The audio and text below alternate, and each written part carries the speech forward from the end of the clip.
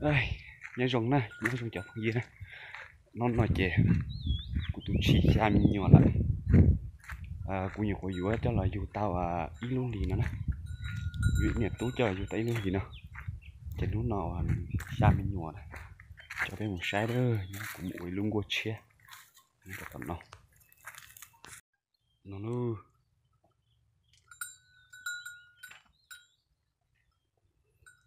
ô, tao lo kêu.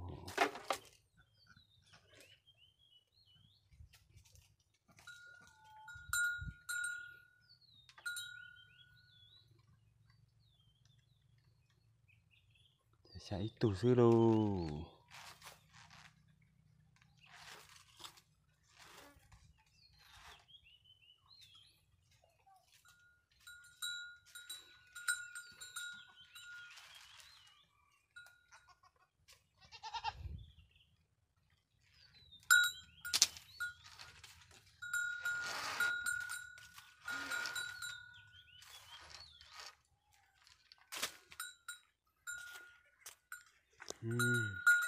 Tụi mẹ ta tao mua dài dài ư.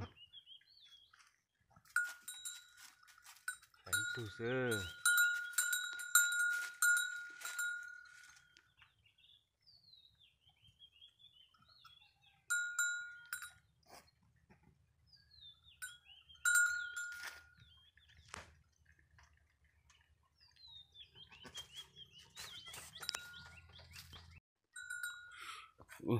Tỏ cá và bé cho phút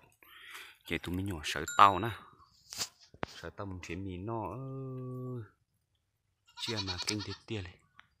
chả cái tao làm mà tụi nhẹ lú lú lú mà muốn chúa ta tụi nhẹ mua dài dài dài dài dài ta khó nè ta tụi mình nhỏ khó ta lên nó lên mía mà thứ tao lú tụi mình nhỏ tiền tiền đó rồi tụi chân chuyện mì nó mì nè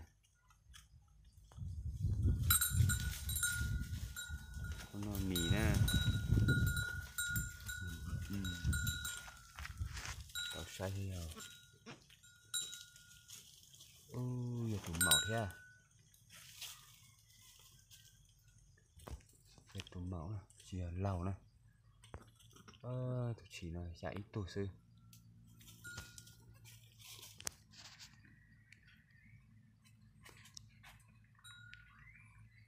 chẳng màu tụi sẽ nằm mì